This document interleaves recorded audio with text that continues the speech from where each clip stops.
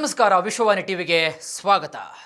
ವೀಕ್ಷಕರೇ, ಜಾಗತಿಕ ಆರ್ಥಿಕ ಅಪರಾಧ ತಡೆ ಸಂಸ್ಥೆಯಾದಂತಹ ಫೈನಾನ್ಷಿಯಲ್ ಆಕ್ಷನ್ ಟಾಸ್ಕ್ ಫೋರ್ಸ್ ಮುಂದೆ ಪಾಕಿಸ್ತಾನವನ್ನು ಇದೀಗ ಮತ್ತೆ ಗ್ರೇ ಲಿಸ್ಟ್ಗೆ ಸೇರಿಸಲು ಭಾರತ ತೀವ್ರವಾದಂತಹ ಪ್ರಯತ್ನವನ್ನು ನಡೆಸಲಿದೆ ಅಂತ ನವದೆಹಲಿಯ ಉನ್ನತ ಸರ್ಕಾರಿ ಮೂಲಗಳು ಮಾಹಿತಿಯನ್ನು ಹಂಚಿಕೊಂಡಿವೆ. ಹಾಗಾದರೆ 2018ರಲ್ಲಿ ಮೊದಲ ಬಾರಿಗೆ FATFನ ಗ್ರೇ ಲಿಸ್ಟ್ಗೆ ಸೇರಿದಂತಹ ಪಾಕಿಸ್ತಾನವು 2022ರಲ್ಲಿ ಈ ಪಟ್ಟಿಯಿಂದ ತೆಗೆಯಲ್ಪಟ್ಟಿತ್ತು. ಹೀಗಾಗಿ ಸಾಲದಾತರೊಂದಿಗೆ ತನ್ನ ಸ್ಥಿತಿ ಕೂಡ ಸುಧಾರಿಸಿತು.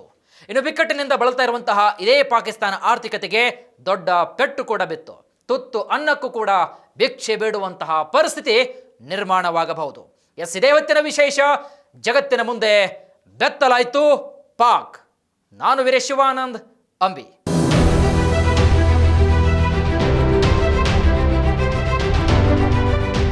ವೀಕ್ಷಕರೇ, ಜಾಗತಿಕ ಆರ್ಥಿಕ ಅಪರಾಧ ತಡೆ ಸಂಸ್ಥೆಯಾದಂತಹ global financial crime watchdog financial action task force ಅಂದರೆ FATF ಮುಂದೆ ಇದೀಗ ಪಾಕಿಸ್ತಾನವನ್ನು ಮತ್ತೆ ಗ್ರೇ ಲಿಸ್ಟ್ಗೆ ಸೇರಿಸಲು ಭಾರತ ತೀವ್ರವಾದಂತಹ ಪ್ರಯತ್ನವನ್ನು ನಡೆಸ್ತಾ ಇದೆ ಅಂತ ನವದೆಹಲಿಯ ಉನ್ನತ ಸರ್ಕಾರಿ ಮೂಲವೊಂದು ಮಾಹಿತಿಯನ್ನು ನೀಡಿದೆ.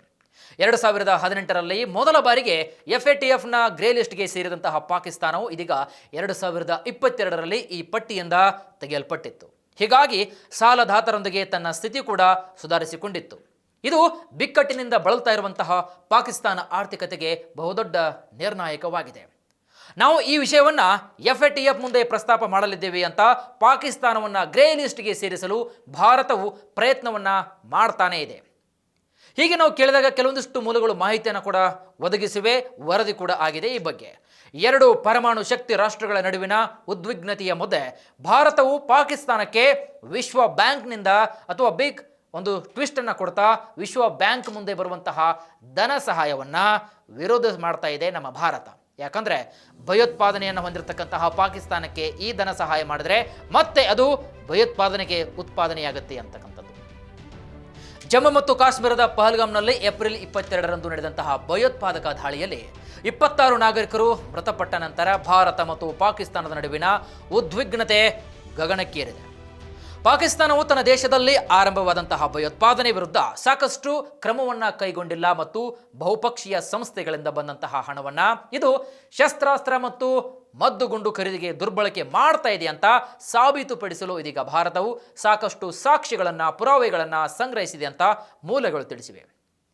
ಹಣ ವರ್ಗಾವಣೆ, ಭಯೋತ್ಪಾದಕ ಹಣಕಾಸು ಮತ್ತು ಪ್ರಸರಣ ಹಣಕಾಸು ನಿಯಂತ್ರಿಸುವಲ್ಲಿ ನಮ್ಮ ನ್ಯೂನತೆಗಳನ್ನು ಪರಿಹರಿಸಲು ವಿಫಲವಾದಂತಹ ಮತ್ತು ಹೆಚ್ಚಿದ ಮೇಲ್ವಿಚಾರಣೆಯಲ್ಲಿರುವಂತಹ ದೇಶಗಳನ್ನು FATFನ ಗ್ರೇ ಲಿಸ್ಟ್ಗೆ ಸೇರಿಸಲಾಗುತ್ತೆ.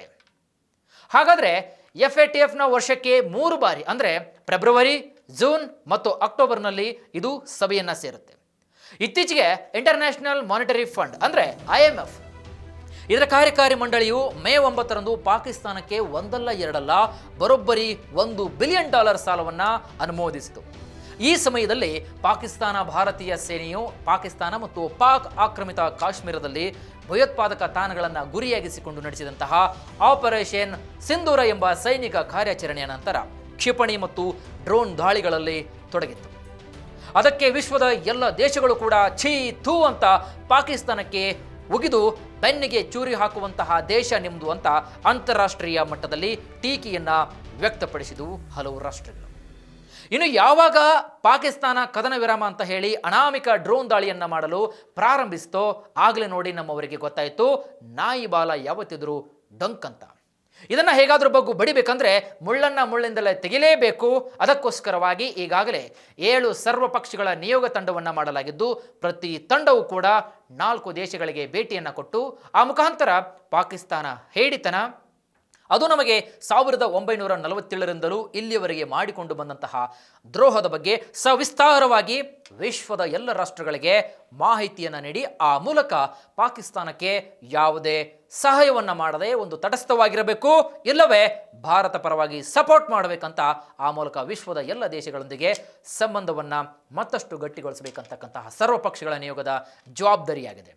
ಅದರಂತೆ ನಿಯೋಗದ ಎಲ್ಲ ತಂಡದ ಇದೀಗ ಸದಸ್ಯರು ಕಾಲಿಗೆ ಚಕ್ರವನ್ನು ಕಟ್ಟಿಕೊಂಡಂತೆ ದಿನಕ್ಕೊಂದು ದೇಶಗಳಿಗೆ ಭೇಟಿಯನ್ನು ಕೊಟ್ಟು ಪಾಕಿಸ್ತಾನದ ಅಸಲಿ ಮುಖವಾಡವನ್ನು ಸಾರ್ತಾ ಇದ್ದಾರೆ. ಇನ್ನು ವೀಕ್ಷಕರೇ, ಪಹಲ್ಗಾಮ್ನಲ್ಲಿ ನಡೆದಂತಹ ಭಯೋತ್ಪಾದಕ ದಾಳಿಯಲ್ಲಿ 26 ನಾಗರಿಕರು ಮೃತಪಟ್ಟಿರುವಂತಹ ಹಿನ್ನೆಲೆಯಲ್ಲಿ ಭಾರತ ಮತ್ತು ಪಾಕಿಸ್ತಾನದ ನಡುವಿನ ಉದ್ವಿಗ್ನತೆಯಿಂದಾಗಿ ಭಾರತವು ಪಾಕಿಸ್ತಾನದ ವಿಮಾನಗಳ ಮೇಲಿನ ವಾಯು ಪ್ರದೇಶ ನಿಷೇಧವನ್ನ ಮತ್ತೆ 1 ತಿಂಗಳವರೆಗೆ ಅಂದ್ರೆ ಜೂನ್ 23ರವರೆಗೆ ವಿಸ್ತರಿಸಿದೆ. ಯಾಕಂದ್ರೆ ನಾಗರಿಕ ವಿಮಾನಯಾನ ಸಚಿವಾಲಯದ ಸೂಚನೆಯಂತೆ ಭಾರತವು notice to airmen bar air missions ಜಾರಿಗೊಳಿಸಿದೆ. ಇದರ ಪ್ರಕಾರ ಪಾಕಿಸ್ತಾನದ ವಿಮಾನ ಸಂಸ್ಥೆಗಳಿಂದ ಗುತ್ತಿಗೆಗೆ ತೆಗೆದುಕೊಂಡಂತಹ ಮಾಲೀಕತ್ವದ ಅಥವಾ ನಿರ್ವಹಿಸಲ್ಪಡುವಂತಹ ವಿಮಾನಗಳು, ಸೇನಾ ವಿಮಾನಗಳು ಕೂಡ ಭಾರತದ ವಾಯು ಪ್ರದೇಶಕ್ಕೆ ಪ್ರವೇಶ ಮಾಡುವುದನ್ನು ಸಂಪೂರ್ಣವಾಗಿ ನಿಷೇಧಿಸಲಾಗಿದೆ. ಲಷ್ಕರ್ ಎ ತೊಯ್ಬಾದೊಂದಿಗೆ ಸಂಬಂಧವಿರುವಂತಹ ಭಯೋತ್ಪಾದಕರ ದಾಳಿಯ 1 ದಿನದ ನಂತರ ಏಪ್ರಿಲ್ 23, 2025ರಂದು ಪಾಕಿಸ್ತಾನವು ಭಾರತೀಯ ವಿಮಾನಯಾನಗಳಿಗೆ ತನ್ನ ವಾಯು ಪ್ರದೇಶವನ್ನು ಕಂಪ್ಲೀಟ್ ಡೋರ್ ಕ್ಲೋಸ್ ಮಾಡಿತ್ತು. ಇನ್ನು ಈ ನಿಷೇಧವನ್ನು ಆರಂಭದಲ್ಲಿ ಕೇವಲ 1 ತಿಂಗಳವರೆಗೆ ವಿಧಿಸಲಾಗಿತ್ತು. ಯಾಕಂದ್ರೆ ಇಂಟರ್ನ್ಯಾಷನಲ್ ಸಿವಿಲ್ ಏವಿಯೇಷನ್ ಆರ್ಗನೈಜೇಷನ್ಸ್ ಅಂದರೆ ICAO ನಿಯಮಗಳ ಪ್ರಕಾರ ವಾಯು ಪ್ರದೇಶ ತನ್ನ ನಿರ್ಬಂಧವನ್ನು 1 ತಿಂಗಳಿಗಿಂತ ಹೆಚ್ಚಿನ ಕಾಲಾವಧಿಗಳ ಕಾಲ ವಿಧಿಸೋಕೆ ಬರಲ್ಲ. ಇನ್ನು ವಾಯು ಪ್ರದೇಶವನ್ನು ಮುಚ್ಚುವಂತಹ ಮೊದಲು ಭಾರತವು ಸಿಂಧು ನದಿ ಒಪ್ಪಂದವನ್ನು ಸ್ಥಗಿತಗೊಳಿಸಿತು. ಪಾಕಿಸ್ತಾನವು ಗಡಿಯಾಚೆಗಿನ ಭಯೋತ್ಪಾದನೆಗೆ ಬೆಂಬಲವನ್ನು ಕೊನೆಗೊಳಿಸಿದ ಹೊರತು ಪುನರಾರಂಭ ನಿಮಗೆ ಸಾಧ್ಯವಿಲ್ಲ ಅಂತ ಷರತ್ತು ಕೂಡ ವಿಧಿಸಿತು ಭಾರತ. ನಂತರ ಭಾರತ ಅಟ್ಟಾರಿ ವಾಘಾ ಗಡಿಯ ಇಂಟಿಗ್ರೇಟೆಡ್ ಚೆಕ್ ಪೋಸ್ಟ್ ಮುಚ್ಚಿತು.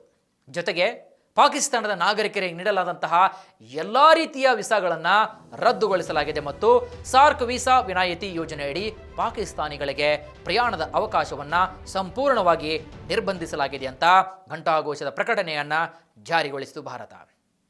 ಇನ್ನು ವೀಕ್ಷಕರೇ, ವಿಶ್ವಸಂಸ್ಥೆಯಲ್ಲಿ ಸಿಂಧು ನದಿ ಬಗ್ಗೆ ಪಾಕಿಸ್ತಾನ ಭಾರತದ ವಿರುದ್ಧ ಧ್ವನಿಯನ್ನು ಎತ್ತಿದ್ದಕ್ಕೆ ಏನಾಗಿದೆ ಗೊತ್ತಾ? ಹಿಗ್ಗಾಮುಗ್ಗ ಜಾಡಿಸಲಾಗಿದೆ ವಿಶ್ವಸಂಸ್ಥೆಯಲ್ಲಿ. ಪಾಕ್ನ ಪ್ರಶ್ನೆಗೆ ಉತ್ತರಿಸಿದಂತಹ ಭಾರತ ಪಹಲ್ಗಾಮ್ನ ಭಯೋತ್ಪಾದಕ ದಾಳಿ ಮಾತ್ರವಲ್ಲದೆ ಭಾರತದ ಜೊತೆಗೆ ಮಾಡಿಕೊಂಡಂತಹ ಹಲವು ರೀತಿಯ ಒಪ್ಪಂದವನ್ನು ಉಲ್ಲಂಘನೆ ಮಾಡಿದೆ ಅಂತ ಭಾರತ ವಿಶ್ವಸಂಸ್ಥೆಯಲ್ಲಿ ಸಾರಿ ಸಾರಿ ತಿಳಿಸಿದೆ. 1960ರ ನೀರು ಹಂಚಿಕೆ ಒಪ್ಪಂದವನ್ನು ಉಲ್ಲಂಘಿಸಿದ್ದು ಮಾತ್ರವಲ್ಲ, ಭಾರತವಲ್ಲದೆ ಇದೀಗ ಪಾಕಿಸ್ತಾನ ಸಿಂಧು ಜಲ ಒಪ್ಪಂದಕ್ಕೆ ಸಂಬಂಧಿಸಿದಂತೆ ಪಾಕಿಸ್ತಾನ ನಿಯೋಗ ಅನೇಕ ರೀತಿಯಾದಂತಹ ತಪ್ಪು ಮಾಹಿತಿಯನ್ನು ಹರಡಿಕೊಂಡು ಬರ್ತಾ ಇದೆ. ಭಾರತ ಸಿಂಧು ಒಪ್ಪಂದವನ್ನು ಮುರಿದಿಲ್ಲ. ಪಾಕ್ ಮಾಡ್ತಾ ಇರುವಂತಹ ಭಯೋತ್ಪಾದನಾ ದಾಳಿಯಿಂದ ಈ ಒಪ್ಪಂದವನ್ನು ಮುರಿದುಕೊಂಡಿದೆ. ಇನ್ನು ಮತ್ತೆ ಭಾರತದ ಮೇಲೆ ಗಡಿಯಾಚೆಗಿನ ಭಯೋತ್ಪಾದನೆ ದಾಳಿಯಿಂದ ಈ ಒಪ್ಪಂದವನ್ನು ಮುರಿದುಕೊಳ್ಳಲಾಗಿದೆ ಅಂತ ಸ್ಪಷ್ಟವಾಗಿ ಹೇಳಲಾಗಿದೆ ವಿಶ್ವಸಂಸ್ಥೆಯಲ್ಲಿ. ಭಾರತವು 65 ವರ್ಷಗಳ ಹಿಂದೆ ಸಿಂಧು ನದಿ ಜಲ ಒಪ್ಪಂದವನ್ನು ಮಾಡಿಕೊಳ್ಳುತ್ತೆ. ಒಪ್ಪಂದದ ಪೀಠಿಕೆ ಹೇಳುವ ಪ್ರಕಾರ ಈ ಒಪ್ಪಂದವನ್ನು ಸದ್ಭಾವನೆ ಮತ್ತು ಸ್ನೇಹದ ಮನೋಭಾವವಾಗಿ ಮಾಡಿಕೊಂಡಿತ್ತು. 6.5 ದಶಕಗಳಲ್ಲಿ ಪಾಕಿಸ್ತಾನವು ಭಾರತದ ಮೇಲೆ ಒಂದಲ್ಲೆರಡಲ್ಲ 3 ಬಾರಿ ಯುದ್ಧಗಳು ಮತ್ತು ಸಾವಿರಾರು ಭಯೋತ್ಪಾದಕ ದಾಳಿಗಳನ್ನು ನಡೆಸುವ ಮೂಲಕ ಒಪ್ಪಂದದ ಮಹತ್ವವನ್ನು ಇದೇ ಪರಮ ಪಾಕಿಸ್ತಾನ ಉಲ್ಲಂಘಿಸಿದೆ ಅಂತ ಇಲ್ಲಿ ವಿಶ್ವಸಂಸ್ಥೆಯಲ್ಲಿ ಸಾರಿ ಸಾರಿ ಹೇಳಲಾಗಿದೆ. ಇನ್ನು ಕಳೆದ 4 ದಶಕಗಳಲ್ಲಿ ಭಯೋತ್ಪಾದಕ ದಾಳಿಯಲ್ಲಿ 20,000ಕ್ಕೂ ಹೆಚ್ಚು ಭಾರತೀಯರು ಬಲಿಯಾಗಿದ್ದಾರೆ. ಅದರಲ್ಲಿ ಕಳೆದ ತಿಂಗಳು ಪಹಲ್ಗಾಮ್ನಲ್ಲಿ ಪ್ರವಾಸಿಗರ ಮೇಲೆ ನಡೆದಂತಹ ಭೀಕರ ಭಯೋತ್ಪಾದಕ ದಾಳಿಯಾಗಿದೆ. ಇಸ್ಲಾಮಾಬಾದ್ ಭಾರತದ ವಿರುದ್ಧ ಭಯೋತ್ಪಾದನೆಯನ್ನು ಆಶ್ರಯಿಸಿದ್ರೂ ಕೂಡ ಅಸಾಧಾರಣ ತಾಳ್ಮೆ ಮತ್ತು ಉದಾರತೆಯನ್ನು ನಾವು ತೋರಿಸಿದ್ದೇವೆ. ಪಾಕಿಸ್ತಾನದ ಗಡಿಯಾಚೆಗಿನ ಭಯೋತ್ಪಾದನೆಯು ನಾಗರಿಕರ ಜೀವಗಳು, ಧಾರ್ಮಿಕ ಸಾಮರಸ್ಯ ಮತ್ತು ಆರ್ಥಿಕ ಸಮೃದ್ಧಿಯನ್ನು ಒತ್ತೆಯಾಳುಗಳಾಗಿ ಇಟ್ಟುಕೊಳ್ಳಲು ಇದು ಸದಾ ಪ್ರಯತ್ನವನ್ನು ಮಾಡ್ತಾನೆ ಬಂದಿದೆ. ಇನ್ನು 2012ರಲ್ಲಿ ಭಯೋತ್ಪಾದಕರು ಜಮ್ಮು ಮತ್ತು ಕಾಶ್ಮೀರದ ತುಲ್ಬುಲ್ ಸಂಚರಣೆಯ ಒಂದು ಯೋಜನೆಯ ಮೇಲೆ ದಾಳಿ ಮಾಡಿದ್ದಾರೆ. ಈ ಕೃತ್ಯಗಳು ನಮ್ಮ ಯೋಜನೆಗಳ ಸುರಕ್ಷತೆ ಮತ್ತು ನಾಗರಿಕರ ಜೀವಗಳಿಗೆ ಅಪಾಯ ಉಂಟು ಮಾಡುತ್ತಲೇ ಬಂದಿವೆ. ಕಳೆದ 2 ವರ್ಷಗಳಲ್ಲಿ ಹಲವಾರು ಸಂದರ್ಭಗಳಲ್ಲಿ ಒಪ್ಪಂದದ ಮಾರ್ಪಾಡುಗಳ ಕುರಿತು ಚರ್ಚಿಸಲು ಭಾರತ ಪಾಕಿಸ್ತಾನವನ್ನು ಔಪಚಾರಿಕವಾಗಿ ಕೇಳಿದೆ ಅಂತ ಹರೀಶ್ ಇಲ್ಲಿ ಹೇಳಿದ್ದಾರೆ. ಪಾಕಿಸ್ತಾನ ಇವುಗಳನ್ನು ತಿರಸ್ಕರಿಸುತ್ತಲೇ ಬಿತ್ತು. ಅದೇ ರೀತಿಯಾಗಿ ಆ ಒಂದು ವಿಚಾರವನ್ನು ಮಾಡ್ತಾನೇ ಬಂದಿದೆ.